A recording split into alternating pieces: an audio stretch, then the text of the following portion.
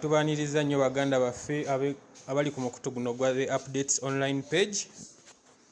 Mwebale kubeerako kutuwagira ng'ate tulabise ng'olunaku olwaleero tugenzeeko ku ddwaliro erimu ewali muganda waffe maama waffe alwanirira eddembe ly'abakyala, maama waffe Stellah Nyanzi. Mwamulabye nga bwe bamuggyeyo ku poliisi eggulo ng'ali mu mbeera mbi, yakubwa n'alumizibwa era baamuleese ku ddwaliro lino eriri mu kifo ekyekusifu kye tutajja kwogera nga tuzze okumukyalirako, wabula ate we tuzze waliwo abantu ab'enjawulo abazzeewo tetumanyi mbeera gy'alimu. Abasawo batugambye tetumusumbuwa, tayogera, tali bulungi nnyo, yeetaaga okuwummulamu, omubiri gumulumaaluma n'ebirwadde ebirala, wabula tulina gwe tusanzeewo omwana owaffe omulwanyi eyagambye nti nze sigenda kuzikiza, sigenda kulekerera Stellah Nyanzi, nga gwe tusanze mu ddwaliro nga yamulabirira era mu bbanga eritali lya wala agenda kubeera ng'atuyamba atunnyonnyole ku ki ekiri Stellah Nyanzi, awulira atya, ali atya, yatuuse atya mu ddwaliro, avudde ku kyokubanga yamulabirira olunaku olwaleero. Byonna byonna agenda bba bitubuulira lwa nsonga nti Dr. Stellah Nyanzi ye nga ye kati talina maanyi. Abasawo batugambye temumusumbuwa, mumuleka awummule, tasobola kwogera. Naye gwe tusanze mu ddwaliro amulabirira Sawuda Madada, mwenna gwe mumanyi, komanda waffe, agenda kutunnyonnyola omulwadde awulira atya, yatuuse atya wano eno era ali mu mbeera ki. Komanda Sawuda, abantu baagala kumanya Dr. Stellah Nyanzi yatuuse atya wano eno, ali mu mbeera ki, awulira atya? Njasooka okwebaza mwenna abatulaba. Dokita I think ejjo mwalabye yali tasobola kutambula, abadde amaze ennaku 3 bali mabega wa mitayimba. Embeera gy'abaddemu tebadde nnungi, mu kumukwata baamunyiga mu kifuba, baamunyiga amagulu, so really embeera ye tebadde nnungi nnyo, ate nga ffenna tukimanyi nti abadde yakava ebizira. Abatamanyi kkomera toyinza kumanya kibeera luzira, naye kati nze manyi experience y'ebizira kubanga baali bansibyeyooko, manyi embeera ebeera temwebaka bulamba, muba mwenyize bwe muti. Jjukira abadde talinatereera, kati bazzeemu ati ne bamunyiga amagulu olwedde gabadde malwadde, so tasobola kutambula. Okutambula kwe kunafu nnyo n'okubanga omukwatiriddeko, naye nga insha Allah ajja kutereera. Oyo yabadde komanda Sawuda Madada. But beside that, twalabye nga takyagenda waka nga ye, nga tetusobola mutwala waka abeereyo nga ye, nga embeera ejja genda esajjuke oba nga tetuli naye, ate bitutekeko nti ate jjukira entambula nzibu.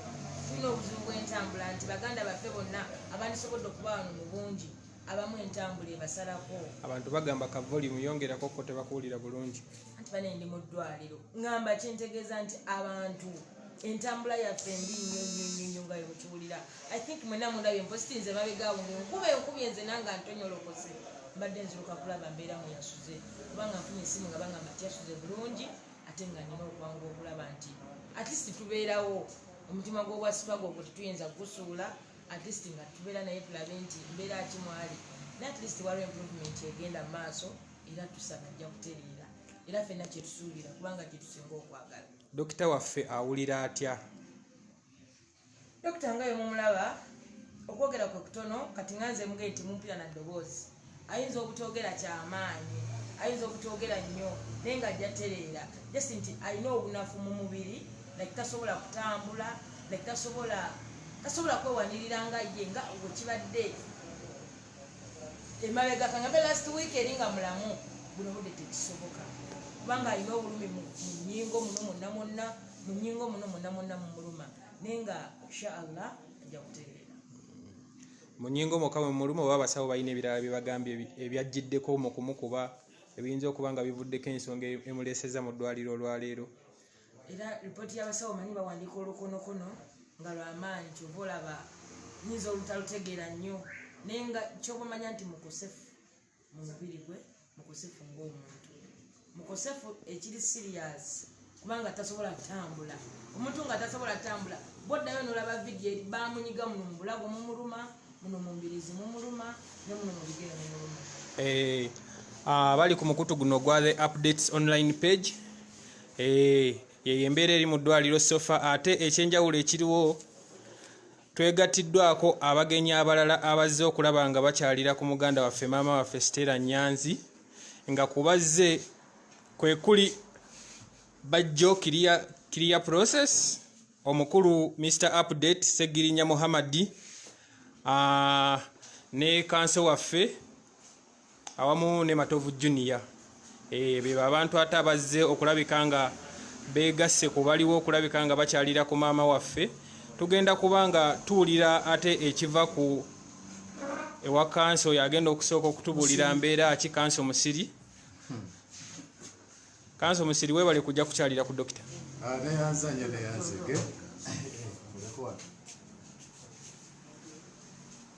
Abasebo ne banyawo mwena abatuwuliriza embeera mwagirabye embeera yabadde enzibu nnyo olunaku lwajjo. Embeera yabadde eyungula amaziga we twakutte omulwanyirizi w'eddembe Iron Lady nga tumufulumya CPS. Embeera yabadde enzibu nnyo singa twabadde mu kutya. Twalabidde ddala nga mutuufu munnaffe atugendako kuba yabadde tasobola wadde okutambula. Twasobodde okumugjayo kyamukisa mulungi ne tumuddukisa tufuna abaluzira kisa batuwadde ofe eno tobolaba era n'eddwaliro tetugenda kuli atukkiriza linnya lwa nsonga emu ey'obwerinnya. Naye twebaza nnyo mwenna abatubeereddewo naddala bannaffe aba People Power, twebaza nnyo bannaffe aba FDC ababaddewo, twebaza aba activist bonna. Njagala okwebaza aba students ba student activists okuva e Makerere University, okuva e Kyambogo, okuva Cavendish, okuva Mbarara University, okuva Gulu University. Bonna babaddewo ne batwegattako mu mbeera eno y'okulaba n'okulwana nti nnyaffe yabadde alwanirira mmere yaffe, mukwano gwaffe yabadde alwanirira mmere yaffe, mmere y'Abannayuganda bonna. Twagala okukakasa nti embeera eno tennaba kugguka. Bannayuganda bangi bali balajana, Bannayuganda bangi emmere tebatuuseeko. Nze bandabye nga ndi omu ku babadde mu kwekalakaasa. Bakedde waffe eri waffe Makindi Salaama kati bali eyo bagamba nti mwabadde mwagala emmere etuuse. Naye ate tufunye amawulire amabi nti emmere eno bagigaba ku nguudo wokka we zikoma we bagaba emmere, naye tebatuuka eri wansi mu ghetto eyo eri amayumba wali obukubo obutono tebasobola kutuukayo. So kibi nnyo. Ate bagenda bagabamu paati bwe bazuula nti wano mmwe mukuba Kerere ng'olubajja. Jjukira ku luli bwe balaba nti ba students baavayo ne beekalakaasa ku lw'emmere, basindika Balamu n'ajja n'awa Makerere University n'awa Kyambogo University emmere, naye nga yabawaako abaana bonna bonna e Makerere University bali abaana nga 5 bawaako abaana 10 bokka emmere 10 bwe kiti. Abaana balajana mwena abalabye obutambi olwajjo Chairman w'e Katanga Mwami Bagonza yabadde ayogera ng'agamba nti abaana basula njala, abaana tebalina ne be baawe ekyokulya tebalina kyakufumbisa, tebalina manda, tebalina mafuta, tebalina kwegamba embeera yeraliikiriza. Naye twebaza Katonda ku lwa Stellah ono. Abamu okwegatta ne mu struggle eno twamulabirako ng'agaba pads. Mukyala w'omukulembeze w'eggwanga yavaayo n'agamba nti agenda kugaba pads zo ku bakyala bonna kubanga yalaba Stellah ono ng'avuddeyo. Naye teyasobola kituukiriza. Olwaleero muno mu COVID mu lockdown gye tuliko abakyala bangi abawala bangi bakubira n'essimu nga tebalina Jasmine pads. Ng'ate pads zino tuziraba nga bazigabira Prime Minister. Tulabye nti ku ofisi ya Prime Minister bagabayo n'amagi, bagabayo sukkaali, bagabayo n'amata. Sente ziri mu billions and billions of money. Bagaba emmotoka nga ziri on 0 mileage. Kati twebuuza ebyo byonna bigenda kukozesebwa ddi? Bigenda kugasaani? Abantu nga babonaabona, abantu babakoza kajiri, babaliisiza akakanja. So embeera eno ffe twagala okubanga tugiwakanya in any way possible. Twagala kubanga tugiwakanya era tujja kusigala nga tuyimiridde. Njagala ndooza kuwa mukisa muganda wange Matovu bwe twasobodde okusitula Dr. Stellah Nyanzi okuva ku CPS, naye waali wano webale nnyo kujja ssebo, andowooza abantu kabakuwulire. People Power, our power. Kulwa Katonda n'ensi yange nsigadde ndi Musiri David Bwogi. Assalamu alaikum wa rahmatullahi wa barakatuh. Mbagaliza ekisiibo ekirungi. Mwebale nnyo, mwebale. Oyo ye kanso waffe Musiri David. Kaakati katuwuliriza ate ekiva ku eyaleese maama waffe ono mu ddwaliro Matovu Junior. Tulaba ate yekyatugamba mbeera kimwe yamuleetedde okulaba nga amutuusa mu ddwaliro lye tulimu olunaku luneeno. Sooka kwebaza Mukama Katonda olw'okuba nti yasobozesezza maama waffe Dr. Stellah Nyanzi okuba nti teyasobodde kufiira mu mikono gy'abo abaali bamuwambye. Abantu nga Dr. Stellah Nyanzi ne Bajjo be bantu tuyinza okugamba nti gwe mumuli oba be balimu essuubi ery'okuzza engulu emitima gy'abantu egibadde giweddemu. Kyannaku nnyo nti nno buli bwe tubeera nga tuli ku nsonga enkulu bateekawo ebitubuzaabuza okutujja ku mulamu. Abadde batera nnyo okugoberera muganda wange Bajjo ate bagamba nti kino kizzeewo batukyuse tuve ku kino tudde ku kirala. Omulamu ogwajjayo maama waffe Dr. Stellah Nyanzi okutuuka n'okuba nga abatasobola nakwetambuza ng'ava mu poliisi nga bamuwadde bond kuba nti alumirirwa ng'omuzadde olubuto lumuluma okuba nti abaana tebalina kyakulya kimuluma nnyo nnyo nnyo. Lunaku olwo lwe yakwatibwa yali azze okuwulira omusango mwe tuvunaanibwa nze Abitex Bajjo osseeko ne muganda waffe Kikomeko. Omusango ogwo ogutuvunaanibwa gwakuba nti nno twagenda ku ofiisi ya Prime Minister nga twagala omubuuza nti emmere eri ludda wa. Bafulumya bajeti ya biliyooni 5.9 naye ssente ziri ludda wa. Abantu emmere tebatuukako, ebijanjalo ebibatuukako bifu tebifumbika. Emmere gye baleeta ku ofiisi ya Prime Minister eri ludda wa. Naye bwe twali tutuuse wali tebatukiriza nakula Prime Minister ne batukwata ne batuteeka mu kkomera. Dr. Stellah Nyanzi gye yali n'akiwulira n'amanya omusango nti gugenda mu maaso n'akwatibwako n'agamba nti I have to join these boys aba braving okuba nti nno enjala iruma abantu. Naye yali tanabana kugenda mu kooti abasirikale ne bamusalako kubanga okuva awo naye yali alina okutwalayo ekiwandiiko petition to the OPM's office ebabuuza lwaki abantu baleeta emmere naye ate abantu emmere tebatuukako. Tebamukkiriza nakutwalayo ekiwandiiko ekyo. Era twagala okwebaza ennyo bannamawulire. Njagala okusooka okwebaza omukutu gwa Mr. Updates gwe mukutu gwokka ogwasobola okuteeka amawulire mu lujjudde mu ddakiika ntono nnyo nga maama waffe Dr. Stellah Nyanzi amaze okukwatibwa mu ngeri embi ennyo. Weewuunya poliisi ya Uganda nti ekwata omuntu azze okulwanirira abantu bafune emmere n'emukwata ng'omutujju. Ekyo nno bannaffe tukirina okukoma. Kyannaku nnyo simanyi kye tugenda kukola. Ndowooza bamaama buli we ziwera ssaawa 7 ez'emisana buli maama aveeyo n'akasefuliya mu Uganda yonna. Buli muntu andaba kubira maama w'essimu omugenyi buli we ziwera ssaawa 7 ez'emisana mu kifo ky'okuddaawo okugamba nti mwegalidde mu nnyumba mwefudde abali mu kuliira mu nnyumba muggyeeyo essefuliya mudde mu luggya buli muntu akuba essefuliya oyo okumala eddakiika wakiri 5. Eyo message ejja kutuukira ddala ku mukulembeze w'eggwanga amanye nti abantu enjala ebaluma. Dr. Stellah Nyanzi bwe yavaayo ne bamukwata. Abalala mwandibadde ate nammwe muvaayo ne mulaga obutali bumativu kubanga mu butuufu enjala abantu ebattira mu nnyumba. Waliwo abakyala abamu batandise n'okwetuga, abamu bafa bufi. Tutegeeragana n'olw'ensonga eyo tulina okulaba nga eddoboozi lyaffe tuligatta wamu.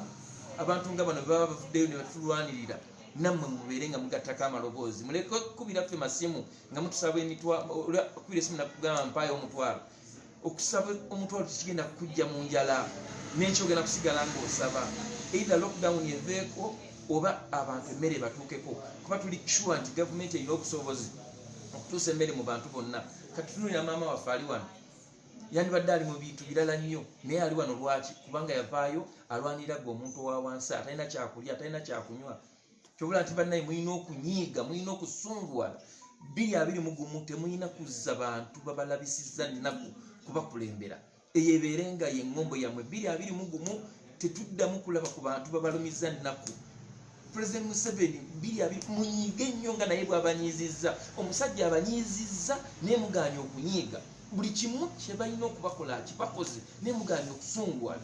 Bwe mutalage busungu bwammwe mu kalulu wali bino bye bagamba bajja kubba akalulu tebajja kukabba. Munyiige mumuuma akalulu tulabe gy'anaabujja. Kibi nnyo mutusabire ne tusuubira nti nno okusinziira we twamuleetedde maama waffe bw'alabika azaamu amaanyi azaamu essuubi. Nze ebiseera ebisinga ntambula ne muganda wange Bajjo events clear process nantatya biduduma omusajja akulembera entala ate n'azirwana ate n'aziwangula. Nsaba Bajjo naye ndowooza ajje ababuuzeeko katono ate oluvannyuma kubanga ono naye ssebo naye oyinza okugamba nti is another abeera ex convict. Matovu Junior K Magi akutumiddeko waneeno. K Magi Matovu Junior naye akutumidde nnyo. katuwulirize ate ekiva ewa muganda waffe Bajjo. Kozi nsooka ddala okwebaza bannayuganda mwenna abatubeereddewo mu mbeera gye twabaddemu. Nebaza n'abo mwenna abesijja kumenya amanya. Ngenda kumenyako amanya matono ku benzijukira. Nebaza Dr. Stellah Nyanzi, nebaza nze kennyini Bajjo Events, nebaza ba lawyers abazze ne mukola ekintu eky'amaanyi nnyo. Kanso Semakaddero yawa Stellah Nyanzi, kanso wa Mary wakoze omulimu gw'amaanyi. Oloba kanso abalala abazze beesinerabidde amanya. Nebaza omukyala bamuyita Nana gwe mwalaba nga poliisi emuggyeemu n'abaana. Nebaza Sauda Madada. Nebaza Seggirinnyo kuba tutusangako update. Omanyi abantu bannayuganda muyina obuzibu musagala kuleekana nyo kwa nini n'obusungu bungi. Bannayuganda mwaga ne muddira obuvunaanyizibwa bw'okukyusa eggwanga ne mubuteeka mu muntu omu. Obuvunaanyizibwa bw'okukyusa obulamu bwaffe, obuvunaanyizibwa bw'okukyusa eggwanga n'abalaba live ya Seggirinnyo kati oyinako obuvunaanyizibwa. Ng'omuwala Kadaama ali Saudi Arabia ssaawa zino alaba Bajjo ne Stellah Nyanzi ku buliri. Osobola okukomawo n'okola revolution. Naye nina ennaku nnyingi ku bantu betusuubira okubanga basobola okubaawo mu buseera obuzibu singa tuba twetaaga change. Bo banoonya likes na comment. Baba banoonya mannya. Nze njagala kakasa gwe omuntu alaba live eno nti embeera gy'olimu oba embeera y'okubulwa emmere egatta abantu bonna bonna mu ggwanga Uganda. Emmere eruma WNRM, enjala eruma WNRM, enjala eruma wa DP, enjala eruma wa FDC. Bwe tufunanga abantu mu abazze musoma history mu abeefula nti muli bannabyabufuzi mumanyi nnyo history. Revolution ezisinga zizenga zikolebwa mu biseera bya mmere. Tunule South Sudan omugaati gwe gwavaako enkyukakyuka. Ku biseera bya Napoleon yo n'okuva edda nedda yalinga revolution ya mmere. Naye neewuunya bannabyabufuzi ba Uganda mwenna mwagala kubalaba ku kamera, mwagala likes na comment, muyina obusajja ku mutima. Stellah Nyanzi bw'avaayo bulwadde bwe obungi bwalina obwa pressure, bamumenya omugongo mu makomera, bamusibye, yasoma alina diguli 10 ne bwagamba nti kanjogerera eddoboozi ly'omunaku, abamu ate mulabanga abatwalako ffeemu yammwe. Nebaza abaana ba Popo yonna, nebaza aba FDC mwenna, nebaza aba NRM mwenna abazze Ronald Mayiza natugulira emmere. Ba Edi Mutwe mwazze, ba Sauda bazze, ba Jimubiru James bazze, ba Nyanjula Dolini mwazze. Nebaza abantu abategedde nti cause Stellah Nyanzi gyaliko ne Bajjo na Abitex. Oba ne Matovu Junior. Cause ya buli muntu. Kuba eno cause ya byabufuzi. Eno cause ya kutaasa abakazi abafa embuto nga tebalina mmere. Cause ya kutaasa abasajja abali awakanga tebalina mmere. Nga mutasobola kumira RV bampeke nnene bweti. Ejjanja basirimu naye nga tasobola jimira nga tafunye mmere. Eno cause y'abaana abazalibwa mu ddwaliro nga tebalina mmere. Eno cause y'abakadde abafa enjala gwe mutamanyi lunaku mu Uganda. Njogeza obusungu bungi, nyiza okwogeza olulimi oluwaba, naye mpulira ennaku ennuma, tiddayo tubanga twagala kujjako Museveni tuli mujjako ddi. Museveni ageze n'atega akakodyo, musajja terera akwata kamera va bulungi. Kwata bulungi njogere nnyinde. Museveni ageze n'atega akakodyo, n'asooka n'atwavuwaza ffenna. Naddira bambega babeefula nti baagala people power ne bajja ne bakuba abantu chemical. Kati ebintu tubitambuliza ku chemical nti Seggirinya mbega, Semanyi Sauda mbega, naye ng'ate abantu bemulumba bantu abasobola okujja ne bakutaasa, bantu abasobola beddira okulwayo obulamu bwabwe. Nze ne woba mbega ng'oli ku live kuno ndaba, naye ng'olina osobola okunzibira emundu ewa Museveni osobola okukola ekintu kyonna nkwetaaga. Ne woba mbega ng'osobola okujja mu kkomera n'ompa ekyokunywa nga sirina kyakulya, oba osinga oli aleekanya ku Facebook n'okumala mba Seggirinya amaanyi, mbega oba wa mugaso nnyo okusinga onate yita mbega. Bino ebintu by'okukyusa gavumenti n'okujjako Museveni si byakuleekaana, si bya likes na comment, bintu bya action. Stellah Nyanzi mwamulanga akutte amasepiki, akutte ebipande, ate ng'ajja mu kkooti kuba witness ya kubanga omusango naliko n'ensonga gy'endiko ya mmere. Ensonga y'emmere teetaaga kibiina kya byabufuzi. Twetaaga kwegatta ffenna ng'abantu, twetaaga kuba ffenna nga tuwigwera eddoboozi limu ti Museveni tuwe emmere.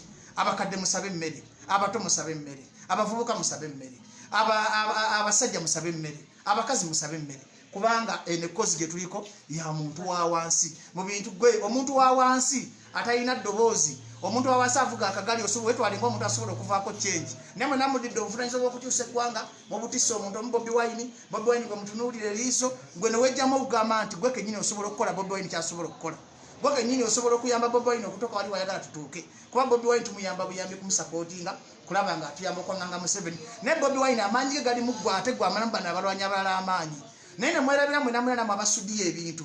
Mwaba wa President Museveni amaanyi kubanga buli lwajja n'agoba Bobi Wine abantu babamuggyako. Kitegeeza mwagala Bobi Wine asigale ekalemerwe mu musekerere. Era nze neewunyanya abantu abatulaba, neewunyanya abantu abadda ku Facebook ne muleekaana, tewali bantu bagenda kuleeta change gasimbe bannayuganda mwabajeereetedde. Teri muzungu agenda kuva Bungereza oba kuva mu America jjo wanajjeko Museveni nga si gwajeereetedde. President Museveni abajoze ekimala. Asobola okujja mu biseera by'enjala nga bino. N'abaga kati mbongeddeyo wiiki 2, mbongeddeyo ennaku 10, mbongeddeyo ennaku 9. Naye abantu mwenna obwongo bonna mu butadde bwaguze gundi. Simanyi Ashubaga yagenze, simanyi Seggirinya yakoze bw'ati. Ekyo kijjako Museveni, Ashubaga ogenda kijja Museveni mu ntebe. Nze Badjo nagamba ko nali sijja mu revolution nyoko yambi tabago wambika. Zoba ngenze besigala ku mulamu gyeko Museveni. Oba ndidde tekikwata ko gukula kyolina okukola Museveni okuvaako. Okulya kwa Shibaga, okulya kwa Badjo, okulya kwa Segirinya, okulya kwa Matovu wambite kisaba Bobi Wine kukwatira ko. Ennaku eruma Bobi Wine eruma Badjo eruma gwe. Kati ebintu bijjemu okuleekaana, tubijjemu okwogera obwogezi okutulaba, tubiteekemu action. Nze Badjo wasuka n'engenda Prime Minister's Office. Stellah Nyanzi najja nanneegattako. Bannayuganda mugaana okuzuukuka. Ne mubanja mbere. Kati olaba koozi y'enjala ebali message okujjako Museveni muni mujjako ddi. Babaga nti Museveni alina time right alina kuvaako 2021. Museveni okimanyi omwana omulwadde omuto ku bazadde w'emyezi omukaaga asobola okuvaako change Museveni n'avaako. Kale nze mbagamba nina obusungu buli alina ekisobola okujjako Museveni kikozese. Towetaaga Bobi Wine kumanya, towetaaga Badjo kumanya, gwe kennyini w'oli ku kyalo w'oli awo osobola okukola change. Omwana yakyusiza Bashir bali tebamumanyi. Waliwo ba big political figures bonna baalimwa. Change neva ku muwala ng'azina buzinyi mazira Bashir n'agenda. Kati njagala bannayuganda mwena mwejjemu endowooza y'obumbatuutu ey'obusirusiru mwejjemu gwe nnaku kozesa nnaku totunuulira Badjo nze nsobola okumenya omutima. Basobola okumpa obumbi butano n'embivaamu. Ashibaga asobola okumenya omutima. Omuntu gwe weesiga asobola okumenya omutego weetwale nti gwe Bobi Wine w'obulamu bwo. Nabagamba mujje essubi bannabyabufuzi essubi mulyeteekemu. Kakati mwena mwena bannayuganda mbagamba muve mu kuleekaana mukole kye mulina okukola Museveni okuvaako. Mpozi nga mujja kugamba abaana bammwe twadda nga mukuleekaanira abantu, twadda nga mukunyuma abantu balina kye bakola, twadda nga mukola propaganda. Museveni abafuge, ente zibafuge, Muhoozi abafuge, abaana ba Museveni bonna bafuge, family yonna yonna eggwe bafuge. Naye nga muli serious musobola okujjako Museveni nga mission yakujjako Museveni. Gwe tandikirawo okole ky'olina okukola nga gwe omuntu nga teri akulabye. Bino ebintu si byakufuna likes, si byakufuna comment, byakola action, n'olumba tiya gas, n'olaga obutali bumativu, n'ogenda n'olaba omulamu mu ddwaliro, n'omanya nti bino ebintu bya bulumi bwa mutima si byakabandabe. Musitundikira ngamba bannayuganda mwena mwenna nti mulekerawo okuleekaanira abantu. Kati newunya bannayuganda omuntu bwagendamu abamuwa publicity newunya emitwe gyammwe mwabeeyita simanyi ba people power. Kati nze Badjo mba nkoze ensula kigoba ogipromotinga. Lwaki toyingi n'owalinga n'ogamba n'otondaga nti ndi w'amaanyi. Mwe bennyini abapepo abamu abafuula abantu bemulowooza nti balabe bamwe nti b'amaanyi. Lwaki oba osyalinga ekintu kyange? Lwaki wengenda oba ompandikako nti Badjo agenze? Lwaki tosirika? Nonyima attention. Kitegeeza bw'ompandikako mba nkulumya ate n'oweekaza. Mulowooza ebivumbi bye Dr. Besigye, ebivumbi bye Mugisha Muntu, ebivumbi bye muvumye abalwanyi bannammwe byali bibajje ku mulamwa. Baali bafudde. Kati tuve mu kuvuma abantu dde mu kukola action. Bwe tuba tuli ku koosi ya mmere ffenna twegatte tubanje emmere. Tandikira okubanja emmere w'oli. Bwe bakota Stellah Nyanzi ono gwe baakubye mpulira obusungu bungi omukazi bamukubye mu maaso gange nga ndaba mwandaba nga ngezaako mutasaze bankwatira bwereere. Mpulira obusungu bungi nnyo ku gavumenti ya Uganda gyeyisaamu abakazi. Ate nga mukimanyi nti change zonna mu nsi yonna zisinga kuleetebwa abakazi.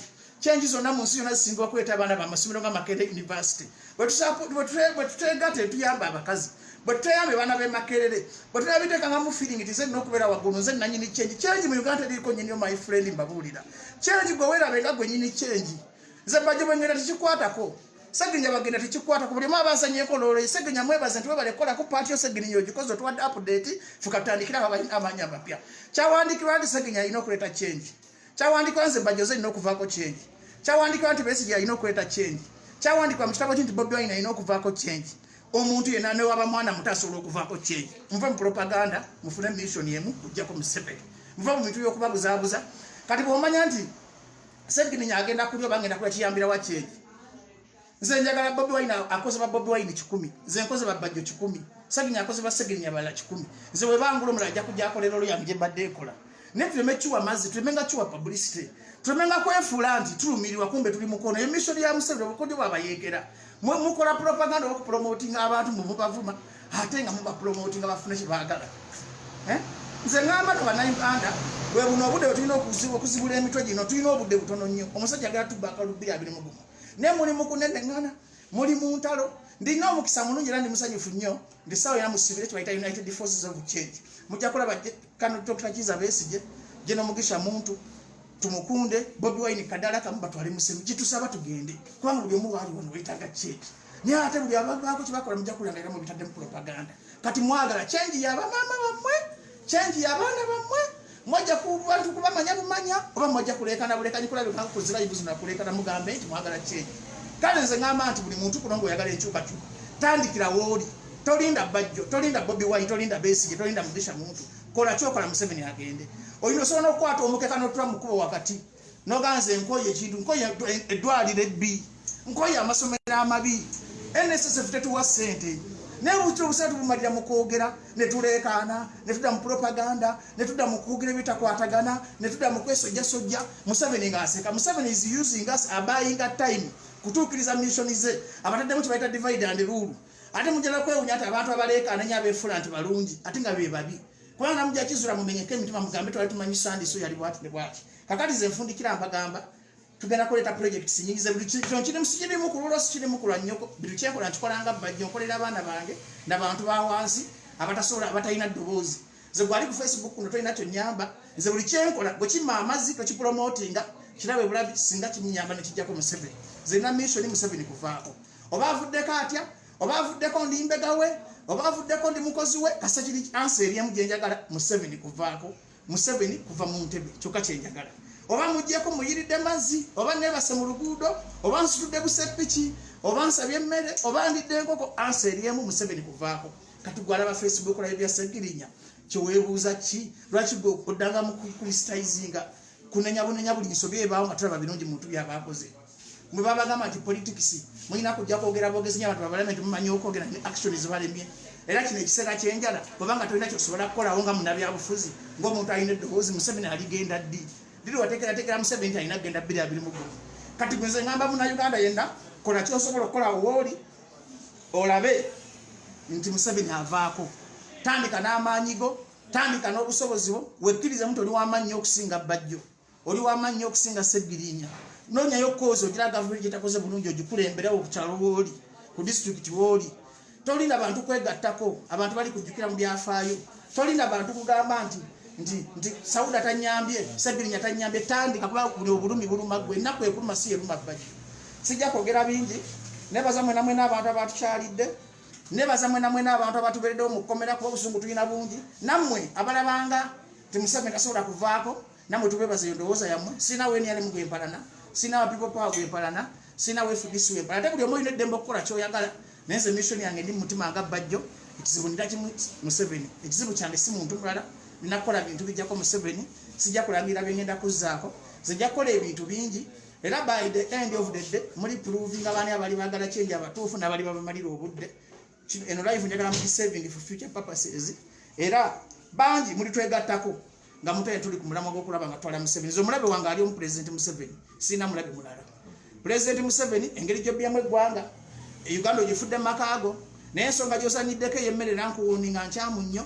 Abantu abalumu enjala basologana beekalakaasa omuntu ng'agenda kufejera kanfena omusirikale wa uniform omuntu ng'agenda kufejera kanfena omusajja ono w'emmundu alaba ng'atutte emmere ye. Era nkunga bannayuganda mwenna kweno okoozi y'emmere twegatte wamu. Bannayuganda mwenna kweno okoozi y'emmere si yakusaagiramu si yakutiisibwatiisibwa si yakuyisaitinga violence.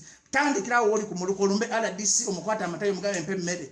Mwatugaana okukola mwasiba lockdown mutuwe emmere. Eno okoozi y'emmere ejja tutabula paka nga Museveni abawadde emmere paka nga biroko down bivuddewo paka nga tutuusiza kyetuggusa paka nga badokita Stellah tebakyabakuba miggo paka nga tebakyabakuba butwa paka nga tebakyabamenya migongo ate nga nabo bafunye emmere. Kwane Stellah alina abaana baagala mmere. Olina kyombuuza ekirala nkooyi.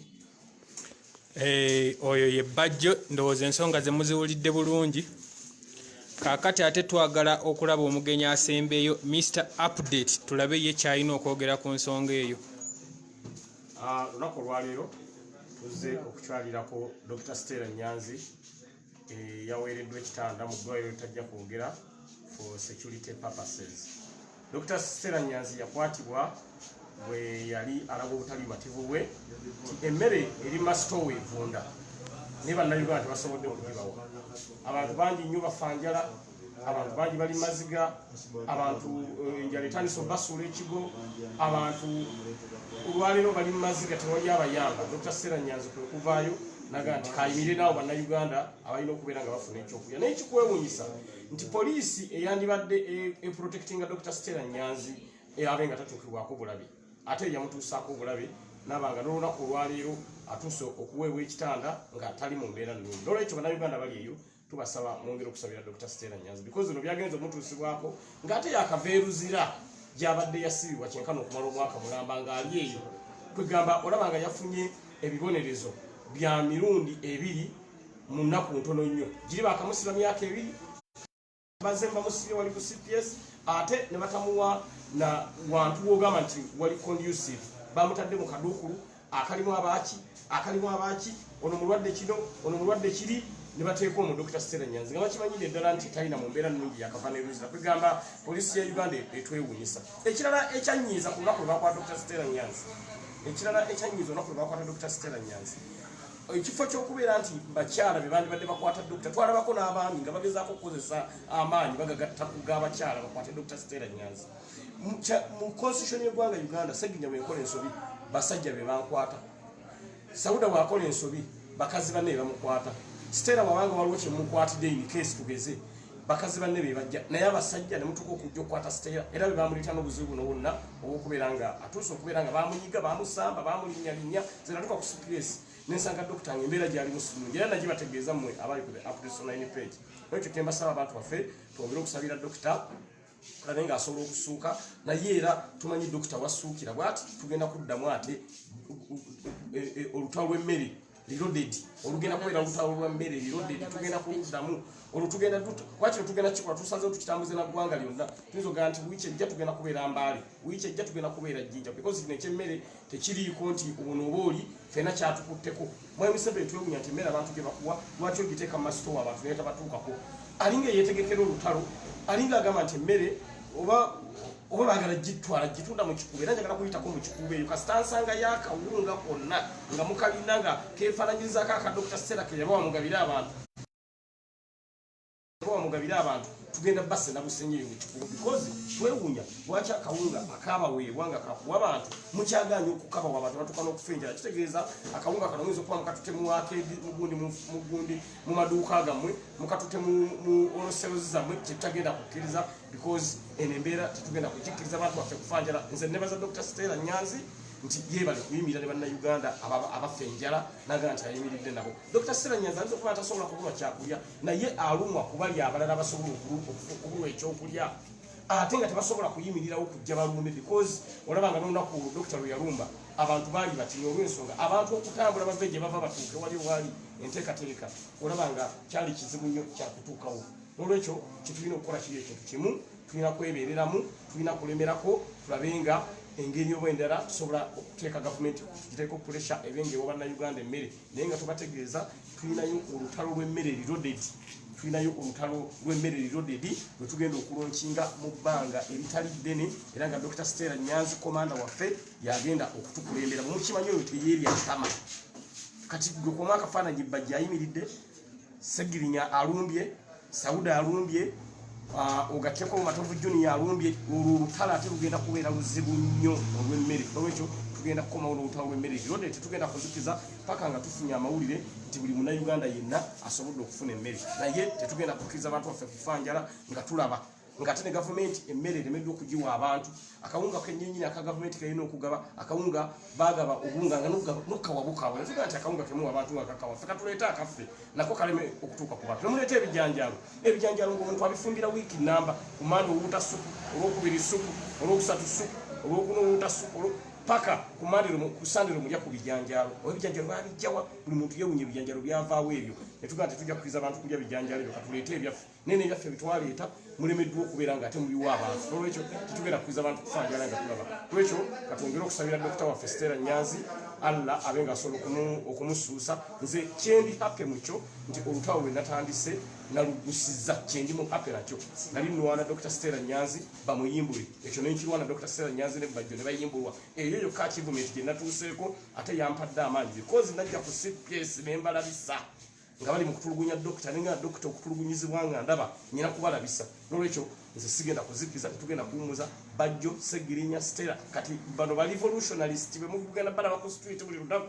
N'olwekyo kyensaba abantu mwe ababbaluwa za LC mu mbeereyo muzitegeke kuba buli budde tugenda kuba tulumba aba national ID abanajjanga okweyimirira mu mbeere bwatasobodde kubeera ng'ojja okulumba gwebeerayo ojja kujjanga shuliti ojje weeyimirire kuba tetugenda kuzikiza. Walabye gavumenti okumanya yatidde nnyo Dr. Stellah Nyanzi buli kooti gye babadde bamutwalamu nga abantu bagamba nti dokita ani Stellah Nyanzi gwemuleeta wano nti nebajjo nti buli mulamuzi yenna yaganye nagaa nti oyo ali ku kituufu ekyabagaanisiza nga bamanyi dokita ali ku kituufu nga bagamba katugenda musomera musango ki tugenda muvunaana musango ki because abantu bakimanyi nti Dr. Stellah Nyanzi waba akutaba ku kituufu mujjukira ku nteekateeka ya pads era yagikulemberamu olwekyo buli mulamuzi yenna yagaye nti ensonga ya dokita tujja kugisobola paka lwe bapondose bo bokka ne bagamba nti wai dokita katumuwe poliisi boodi ave wanu nga nabo abazitoyeeko kyekikulaga amaanyi ge twataddeko ku bantu abo lwekyo tugenda kuzikiza tugenda kuwummuza era tugenda kukomawo ne olutalo lw'emmere reloaded olwo ate obudde bugenda kuziba emisana waliwo ekibagamba nti obudde buzibye emisana obudde bugenda ziba emisana lwekyo katusabire dokita abe nga asobola okusuuka tulabe nga Mukama Katonda amusobozesa ataakomewo because tumanyi waawonera agenda kuddamu tumumbe buto. Oyo yabadde Mr. Update. Twebaza abantu ate abazze okulaba nga balaba ku mama waffe Dr. Stellah Nyanzi. Tujja kubanga maaso eyo tubabuulira ebivuddeyo twandimubawaddeko naye tayinza kwogera olw'embeera. Tujja bbanga tukomawo okubawa ate ebivuddeyo.